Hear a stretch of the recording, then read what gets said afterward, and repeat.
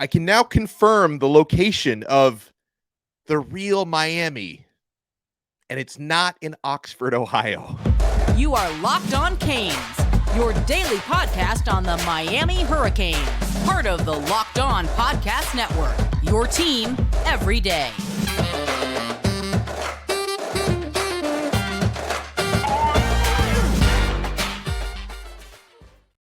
The actual real Miami beat the Miami of Ohio Redhawks 38-3 last night. Miami Hurricanes season opener. I'm Alex Donno, your host, University of Miami alumnus, longtime South Florida sports radio vet, and contributor to allhurricanes.com. And thank you so much to the everydayers for making Locked On Canes your first listen. I'm giving you my top 5 takeaways from that Miami Hurricanes season opening dub. And no Brett Gabbert. And by the way, did he do anything last night? Quarterback of Miami, Ohio, who said the real Miami is in Oxford, Ohio. Maybe next time, don't run your mouth. My top takeaway from that Miami Hurricanes dominating 38-3 win.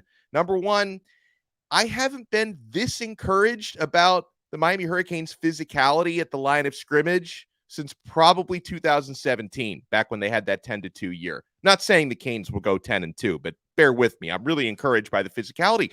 Not only did the Miami Hurricanes offensive line not give up a single sack in this game, which is big, there were 0 lost yards on running plays.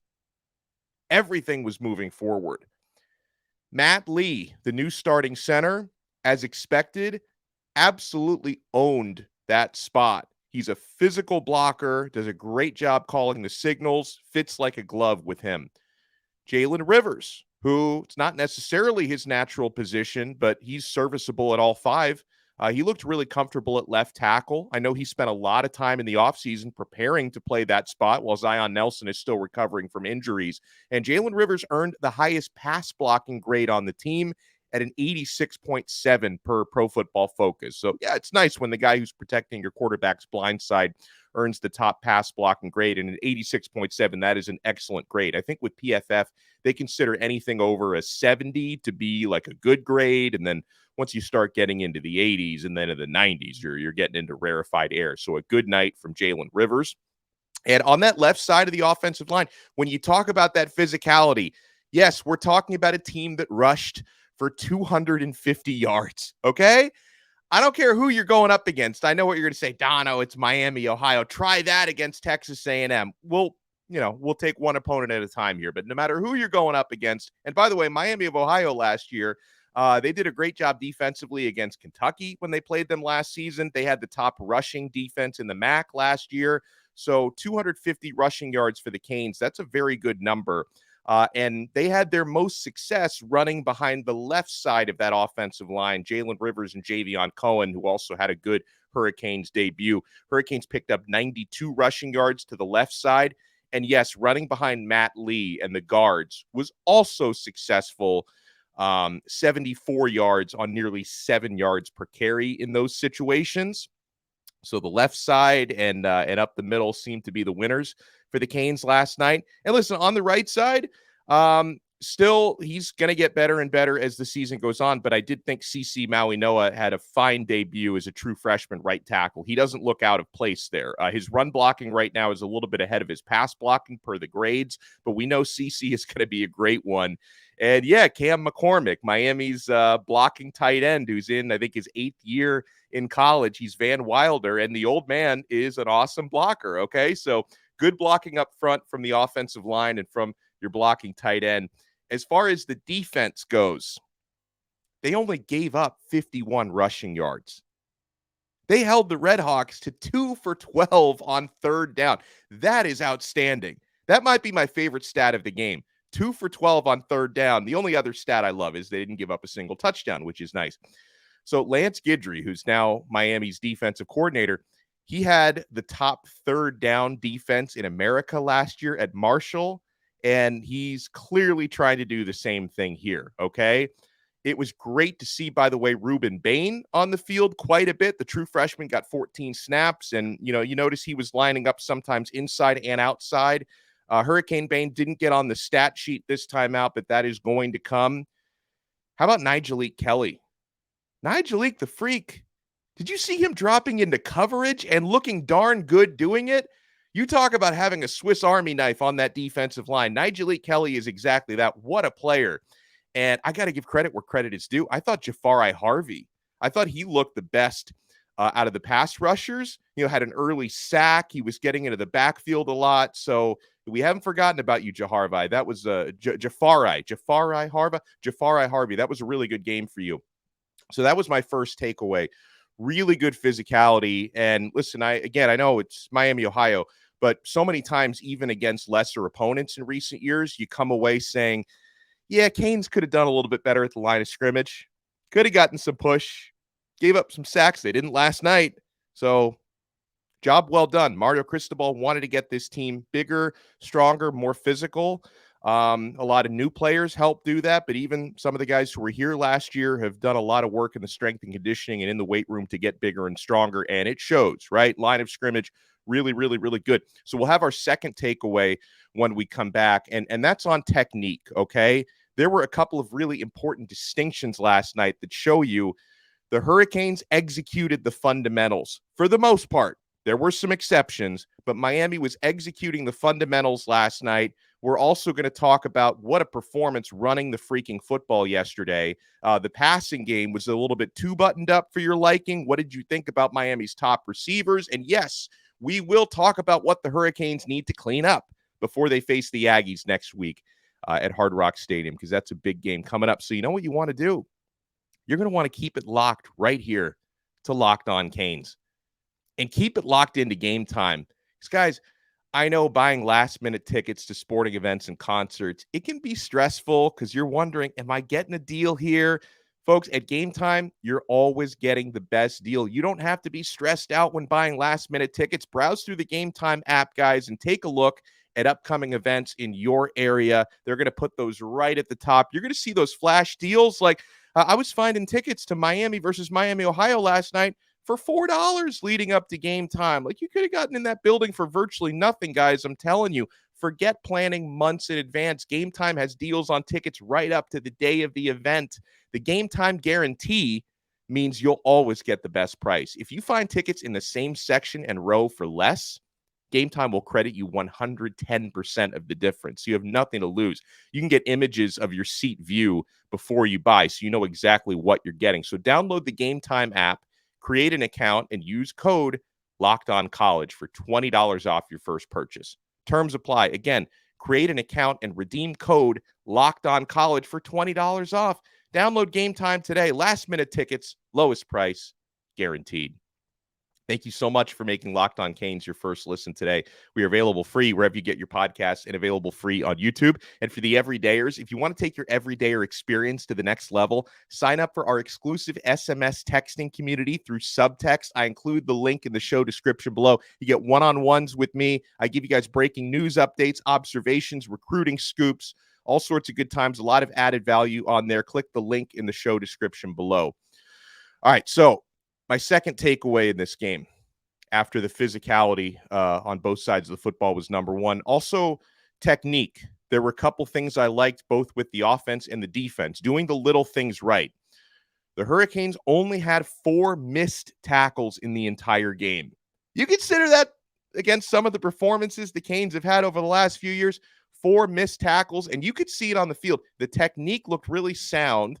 There were several situations when I thought a Miami, Ohio ball carrier was going to gain a couple yards after first contact and maybe pick up a first down, but the Hurricanes completely stymied their forward progress. I remember Akeem Mesidor having just this crazy good tackle to stop a guy in his tracks, and KJ Cloyd as well, I recall having some impressive tackles.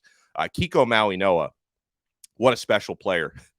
He did a great job at linebacker. He led Miami in tackles last night with 5 tackles. And Wesley Bissain, he had a really good night. He was Miami's highest rated defender per Pro Football Focus with an 84.4 grade.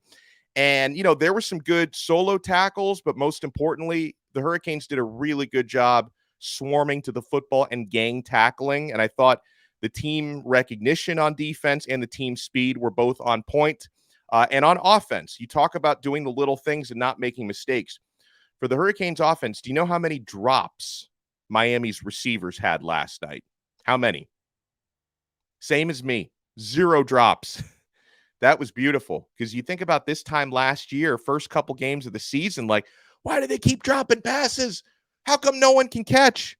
Everyone caught against Miami, Ohio, and that was a really good thing.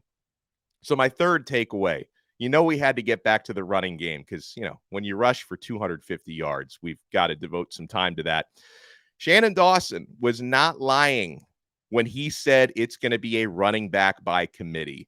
You had 4 ball carriers in this game, had virtually an even split.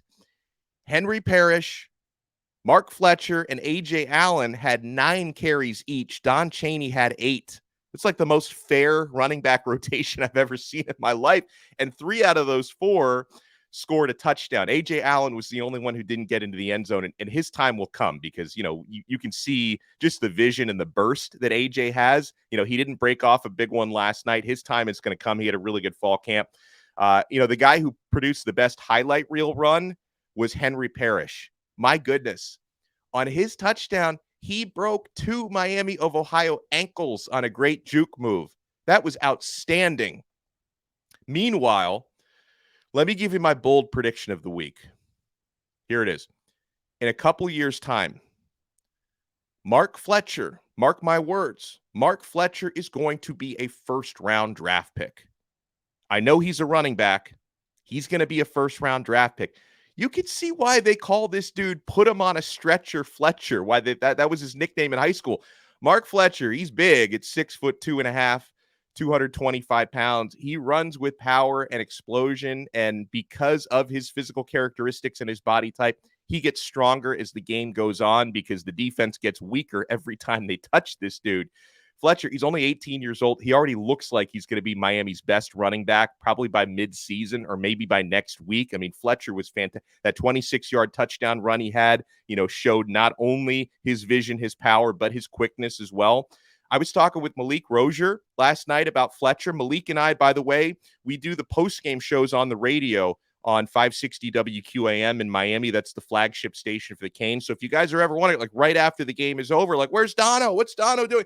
I'm doing post-game on the radio with Malik Rozier, and we were talking about Fletcher. And, Malik reminded me that, we need to see against tougher opponents, we need to see Fletcher tested a little bit more as a pass blocker, just assuming he understands his assignments in the offense. But like physically, we know Fletcher is capable of protecting his quarterback because he's got the size to take on blocks. So I'm curious to see him getting tested a little bit more throughout the year as a pass blocker. Okay. So the running back room, and yes, it's a lot easier when you have a good offensive line to run behind. Miami has that now, but you got to shout out the individual performances. And let me shout out Don Cheney as well. Good on you, my friend. Getting out there, scoring a big touchdown, a 20-yard touchdown. Cheney has worked through so much. This young man has essentially missed the entirety of the past 2 seasons due to separate injuries. He's finally healthy. And Miami's running back rotation is so good right now that Don Cheney at this moment, this could all change during the season, but at this moment, Don Cheney is the 4th running back. He'd be a 1 or a 2 at a lot of schools around America. But congratulations to Cheney for scoring a touchdown and getting that work in because he has worked so hard to get to this point. So my 4th takeaway, I thought Miami's passing game was buttoned up and conservative, but there were definitely some playmakers, okay, in the receiving core. Let's talk about Tyler Van Dyke first. He did his job on Friday night. Van Dyke was, with the exception of a play, we'll talk about it. Van Dyke was efficient, going 17 for 22 in the game. Yes, he threw an interception. It was an ugly interception. And a head scratcher. And Tyler said it after the game. He would love to have that one back. Okay. Now, Van Dyke's Pro Football Focus grade was a very good 79.2. That's considered an excellent grade. And we talk about the passing game being buttoned up. They only went down the field 20 or more yards football in the air. They only did that twice. One of those was that interception. So most everything was near or even behind the line of scrimmage. And I think that's by design because, listen, when you are out-muscling the opponent and you're having that much success with the running game and the opponent's defense is playing in a way that they're trying to avoid giving up the big play. So the Hurricanes took what the defense gave to them last night. Now, against Texas A&M, I don't think you're going to run for 250 yards. So you're probably going to have to open up the passing game a little bit more. Okay. So unless you can have that same sort of success on the ground, the game plan is going to have to change. But you didn't show Texas A&M very much on tape, which is good. But I will tell you, in that receiving game, we saw more evidence of it on Friday night. Colby Young is going to be a huge problem for opponents this year. On Colby Young's 44-yard touchdown on that first quarter screen pass that he caught, great to score a touchdown on your first drive. Hurricanes hardly ever did that last year. But on that play, Colby Young, he showed you how much faster he's gotten. He dropped that weight from last year. He's transformed his body. Colby Young had, I think, 79 receiving yards last night with the touchdown, and he probably would have broken 100 yards if he hadn't missed basically the entire second quarter. He was undergoing treatment. He did return to the game, so he's okay.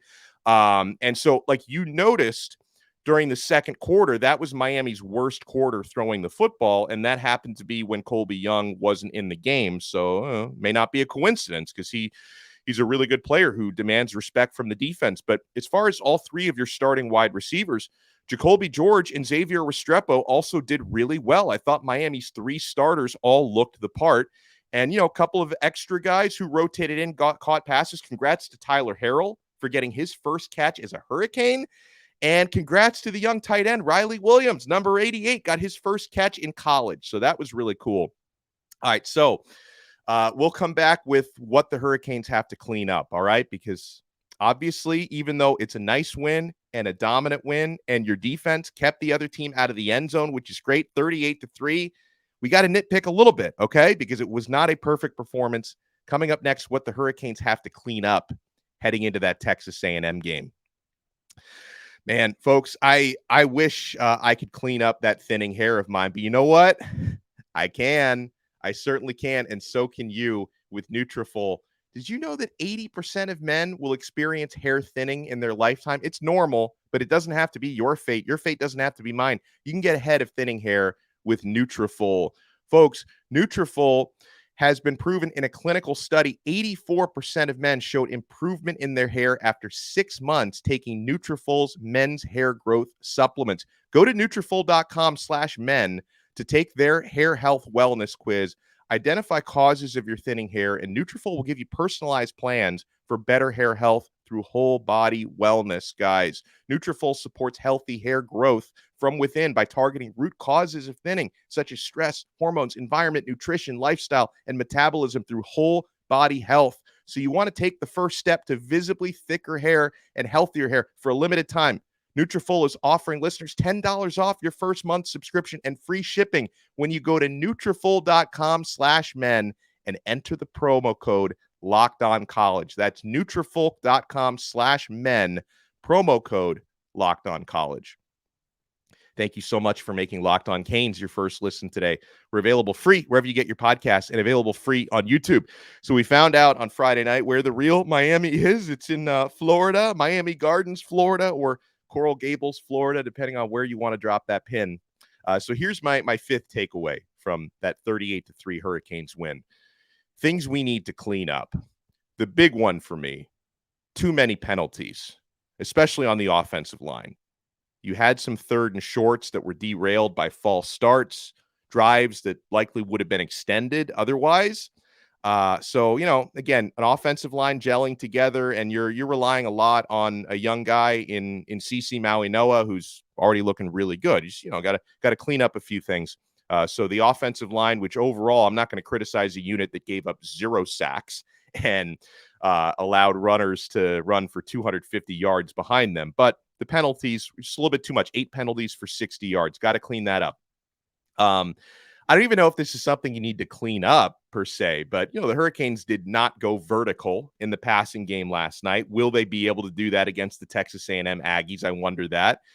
There are a couple of interesting things in player utilization. Leonard Taylor played only 15 snaps last night. That was a little puzzling to me. I don't know if he was dealing with something, but he only played 15 snaps. And I was a little bit surprised. This isn't necessarily a bad thing based on, how the backup quarterback did last night, but I was a little surprised that Jakari Brown wasn't the next guy in when Tyler Van Dyke took a seat in the fourth quarter because, Ja'Carri, he did appear to be in warmups lined up as the number 2 guy, but it was Emory Williams, the true freshman, who got the call to come in once Van Dyke's night was done. But I will tell you something, man. Emory Williams looks for real. You can see how quickly he processes his reads, which I love. Very intelligent quarterback. He went 3 for 3 and has really good zip on his throws. So you can see how hard Emory Williams is working. And that young man looks like he's going to be a future starting quarterback at the University of Miami. So I was happy to see Emory Williams get a little bit of burn. All right. And so, yeah, listen, if you're going to talk about things we need to clean up, you can get Tyler Van Dyke can get away with an interception against Miami of Ohio. You got to keep the turnovers to a premium against Texas A&M. And, a little bit of a frustration that the Hurricanes defense, for as well as they played, didn't get any takeaways. They forced a lot of punts. They forced turnovers on downs in the game, but they didn't get any interceptions or fumble recoveries. We're going to have to wait at least another week to see any of that stuff. So those were the things I'd like to see cleaned up. And let me throw a bonus takeaway out there. That was a solid night for the kicking game. All right, if anyone was wondering, is Andy Borregales, is he going to get off to a great start? He's on the Groza Award watch list. Andy went 3 for 3 money and, kicking in not the best conditions because it was raining and pouring a lot at Hard Rock Stadium last night.